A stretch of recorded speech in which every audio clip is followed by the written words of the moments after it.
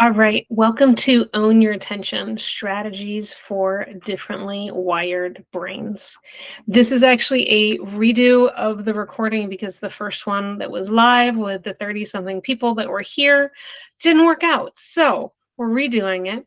Therefore, the share is not going to be you seeing what other people were sharing in the initial live session, but rather a chance for you to pause and reflect. And I would encourage you to do that before we jump in because it's going to help you identify the right strategies for you later. So pause to think, when do you find it easier to keep your attention where you want it to be?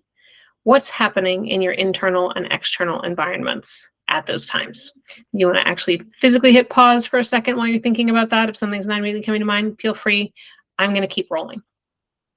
For those of you who don't know me, I'm Dr. Rebecca Block. Professionally, I'm a researcher, consultant, and executive function coach, former professor and nonprofit executive. Personally, I'm a total nerd whose brain has several spices, including AuDHD, plus a parent, sibling, spouse, and BFF. Yes, I'm dating myself by using that term rather than bestie, of fellow neurodivergent humans. I've taught, collaborated with, and coached for decades, and I come at that work from a mix of research and lived experience. But what I am not, a psychologist, social worker, medical doctor, or behavioral analyst. I don't diagnose or treat conditions. I'm a learning expert with PhD in rhetoric and composition. My goal is to help people discover the stories and strategies that work for their unique nervous systems and to collaborate with or refer to other professionals as appropriate. You can learn more at spicybrains.com, but here, let's really jump into attention. So you can use this QR code to get a list of the resources that I cite throughout the presentation, but let's give an overview of how the attention system works overall across neurotypes, whether neurotypical or neurodivergent brains. First thing is, it's not really fully understood. If someone says that attention is all figured out, they're wrong. They're still discovering things. They're still sorting it out. But there are some things that when we're talking about attention that we're talking about. The first is that attention is actually multiple things. It includes orienting, right? So what is it that I'm going to pay? So there's all these things popping up. It includes switching. Think being in a busy restaurant and going from the conversation with the person that you're directly across from to that interesting tidbit you just heard from the table over there. And it includes sustaining attention on one thing. This is often the area for those of us who are neurodivergent and feel like that our attention is not doing what we want it to be doing. That's the piece that we're feeling frustrated about. But it's important to remember just how complex attention is. It's both an amplifier and a filter. It's supposed to turn the volume up on some things and filter out other things. And it's reshaping our neural processing as it's working. There's a lot of stuff going on in our attention system. It's really dynamic, right? It's not just the frontal lobe that's involved in attention, that sort of executive network, which can be a little intimidating for those of us who have maybe been labeled as having executive dysfunction or executive function challenges. But that's not the only part that's involved. It's all throughout the brain. There's multiple different networks involved.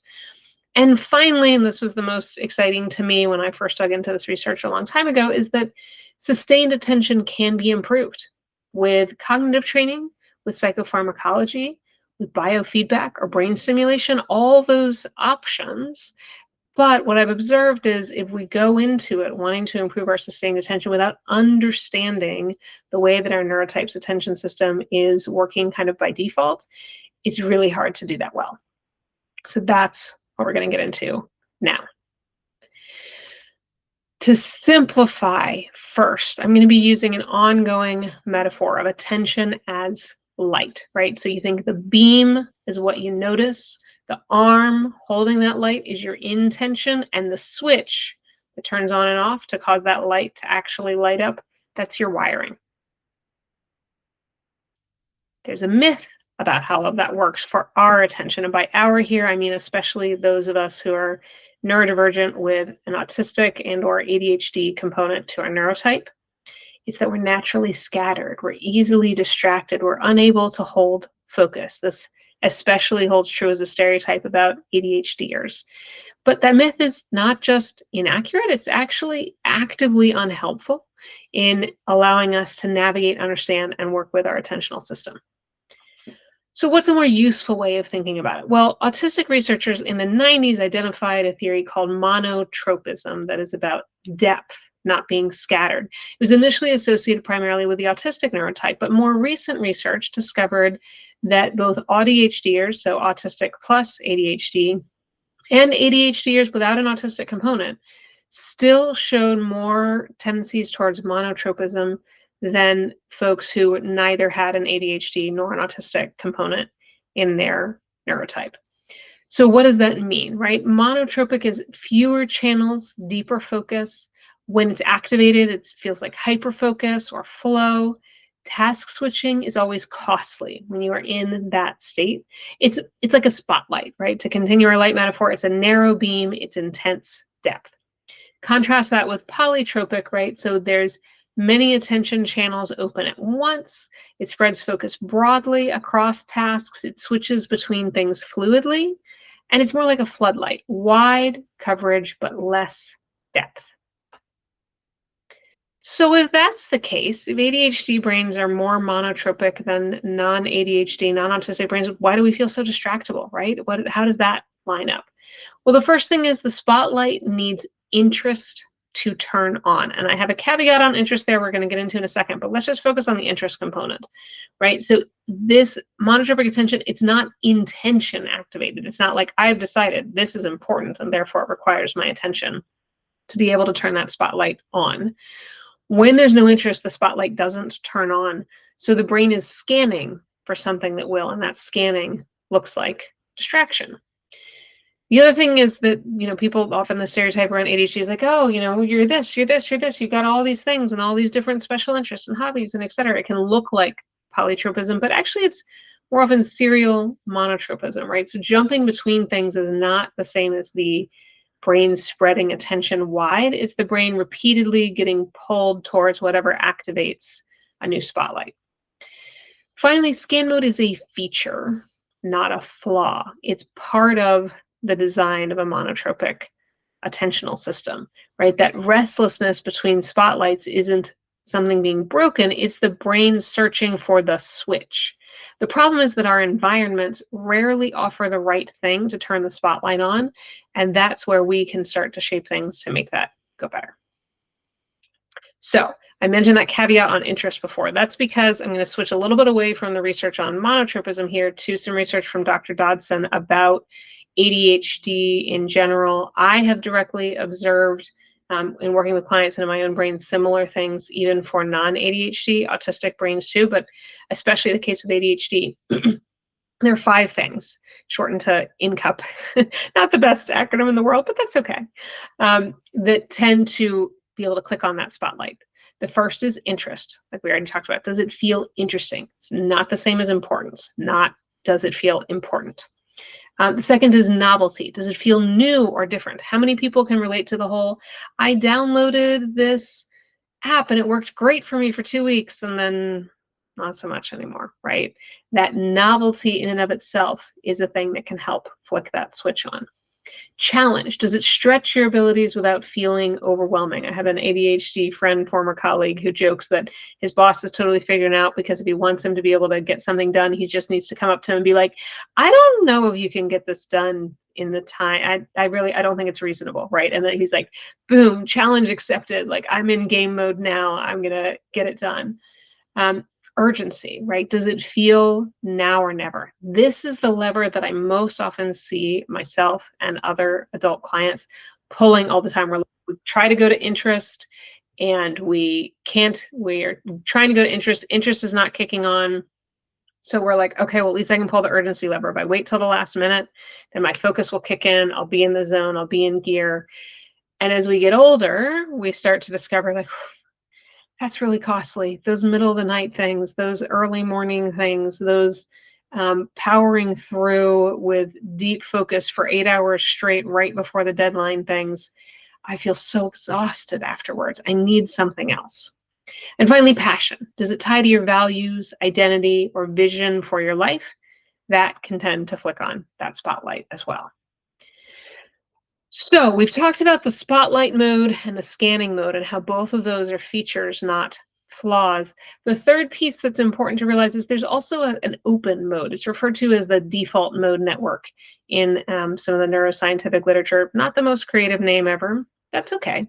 But this is the part of our brain that's active when we're daydreaming, right? Free associating. It's our brain recharging between spotlights and scans. We can't just jump into spotlight after spotlight after spotlight. I mean, we have to do a scan between them. But even just those two, we can't just do those two. We need some recharge time.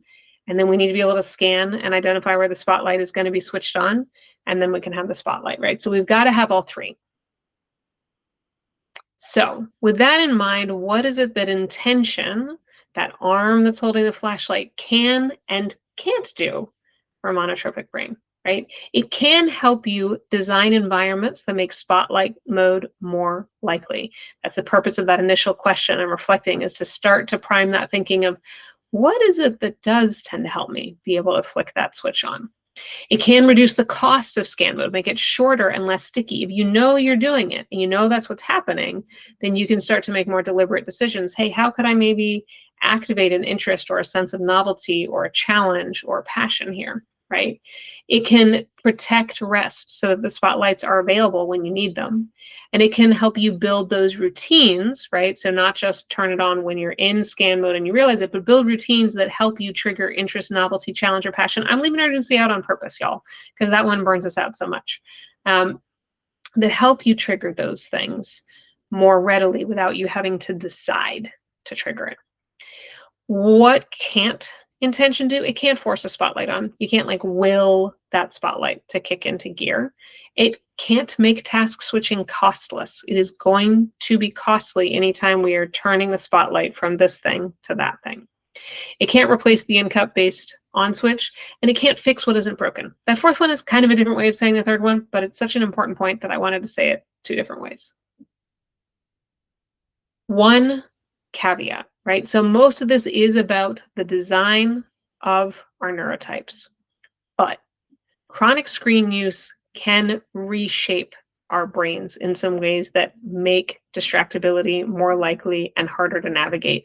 The first is if we are training the brain to always expect stimulation on multiple channels at once, it can make tasks that used to be manageable start to feel really understimulating by comparison. Metaphorically, you can think of what it's like to eat an apple after you've just had like a piece of sugar, right? You're like, ugh, this is not.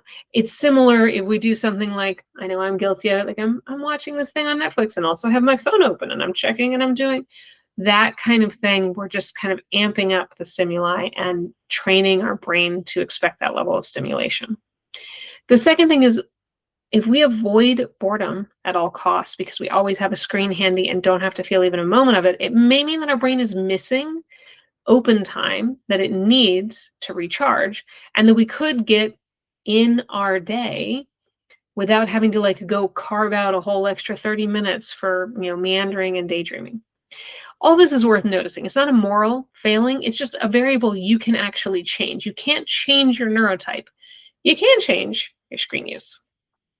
So before I share some strategy examples, it can be useful to first identify. So more often when my attention is going somewhere, I don't want it to go, what is it that's happening? Does it tend to be more external triggers or more internal triggers?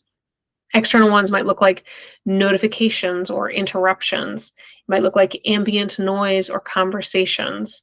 It might look like unfinished work sitting in view, whether it's the tabs that are open on your computer or the stuff that is laying out around you where you're working. It might look like your phone being within reach, within eye line.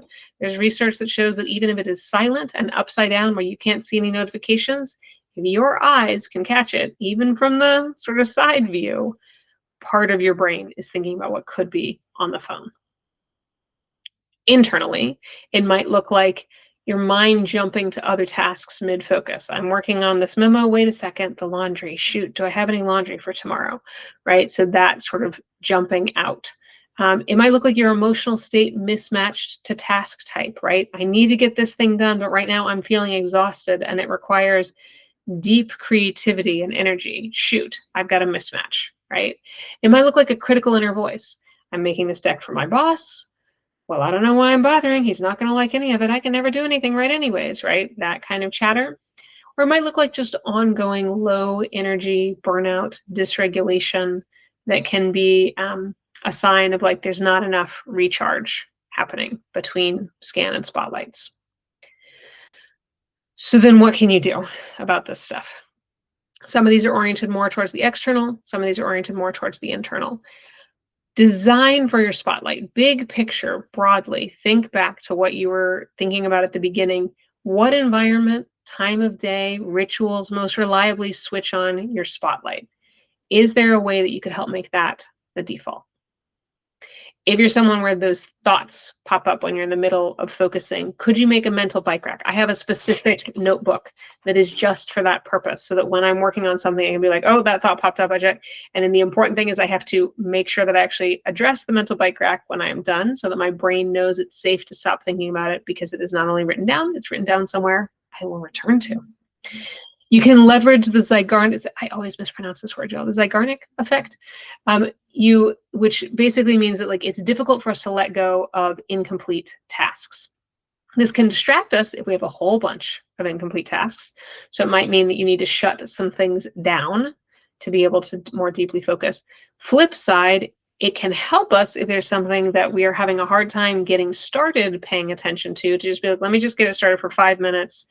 Take a 5-minute break, and then see if it's easier for my brain to re-engage, because now I've got the Zeigarnik effect working for me. We can match our task to our mood, right? So you can use just the mood meter. There's a link to this in the resource tab with the QR code that was shown earlier, to identify whether your current mood matches the task you're trying to do, and shift if you need to. Now, that mood meter won't help you match the task to the mood, but it will help you identify what the mood is that you are in, so that you can then pause and go, is that mood a good fit for what I'm trying to do? And if not, can I either swap out the task, or can I do something to shift my mood, right? Depending upon which one of those you have more flexibility with. You can plan for open mode. Most of us probably need a bit more of this woven into our day-to-day, right? So instead of delaying it, schedule it. A 10-minute break walk where you're not listening to something and trying to catch up on stuff on your phone, a coffee break with no screens, letting yourself daydream or doodle or watercolor or free associate. If you are someone that's prone to anxiety, be careful with the open mode not being something where it's just like, if you're free associating, tends to go like dark thought, dark thought, dark thought, which used to be the case for me, so I can relate. Then sometimes something that is creative but not product oriented can be really helpful, right? So doodling on a ugly notebook so that you don't start to get fixated on like, let me make this look really beautiful so I could give it to somebody. Something that's okay to be messy and just expressive. Jigsaw puzzles were another example that folks in the original presentation shared as a way that they like to access this mode. And then finally, if you notice you've got that really loud inner critic, doing some kind of work, finding a method that works for you to calm that critic, rather than trying to just tell it to shut up and go away because I'm trying to focus, right? For me, I found internal family systems to be a really useful way of working with that. I've had other clients that really liked dialectical behavioral therapy, other clients that really liked mindfulness methods. There's not one system that I am a proselytizer for, but I do know that if you just keep trying to ignore it, it's not going to go away, and it is going to keep interrupting you. Okay, so before I go through the questions that people had shared in the original presentation to give you some answers in case you are wondering those same questions, I just want to share that if hearing all this felt a bit of like a fire hydrant, oh my gosh, I would like support figuring out these kinds of things about attention and procrastination and decision making. I want support in a neuro-inclusive, neuroaffirming environment doing this, then you might enjoy signing up for one of my cohorts of Spicy Brains Get Stuff Done. The spring 2026 one starts April 7th. The next one won't happen again until fall of 2026. If you're watching this video later than those, you can check out the stuff on my resource page to find when the next one is for you. So now that we have that there, let me share a couple of the questions that surfaced during the original presentation and the answers that I gave. So one person asked, like, what of these strategies are good if you are recovering from burnout, right? So this person was sharing an experience that a lot of us can relate to. I just needed to keep pushing through and pushing through and pushing through at work. I was hitting the urgency button a lot. I got pretty burned out. It wasn't an option for me to not do that. Now, how do I recover without just like checking out completely? Right. So the first thing that I suggested is really using in cup as a bit of a diagnostic, right? Are you still able to feel interest, challenge, or passion, like a values connection, especially those three, around anything? If you can't feel any of them at all, ever, on anything, then I would consider that a pretty big red flag, and get some clinical support if you can.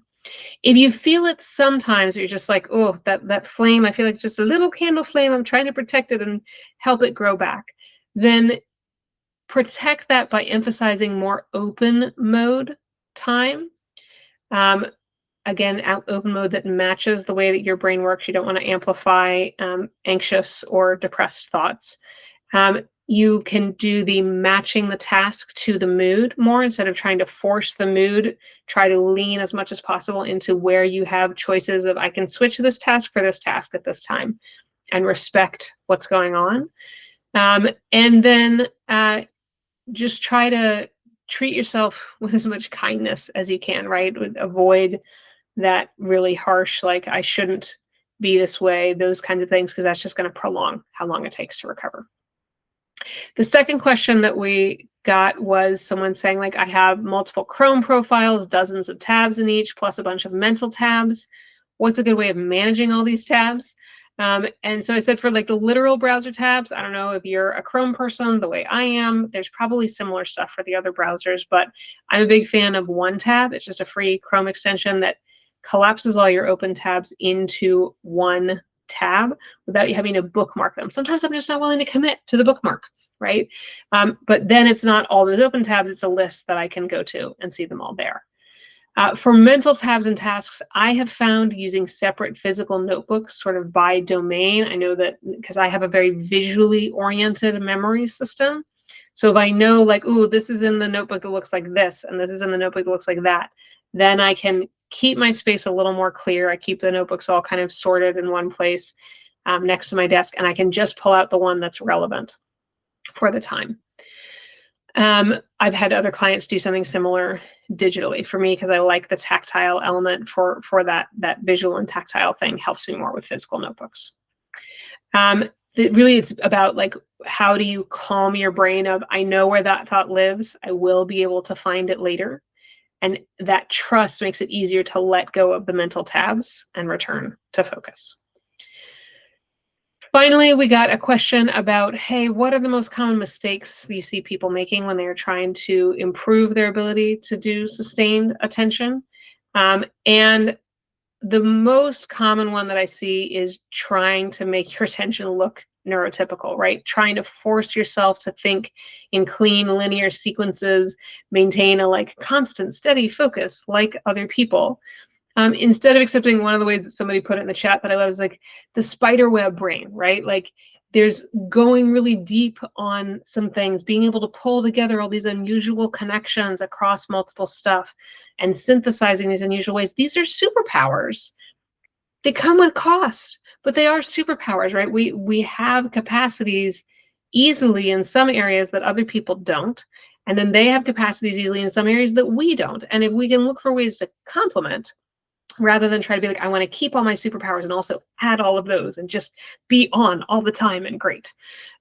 That's really the most common mistake that I see people make, is just focusing on the growth edges they want to change, not noticing the strengths, and then thinking, I can just fix all the growth edges, keep all the strengths, and just be on at 100% all the time. Masking that style is really exhausting. So basically, anything that consistently exhausts you is probably not a good long-term attention strategy, right? And that can be your just very simple rule of thumb of, is what I'm trying helping me out or not? If you feel tired afterwards, it's probably not a good one. Okay, so if you have any other questions, I hope that you will reach out to me. I'd love to chat with you. Thanks so much for your interest and attention. Bye.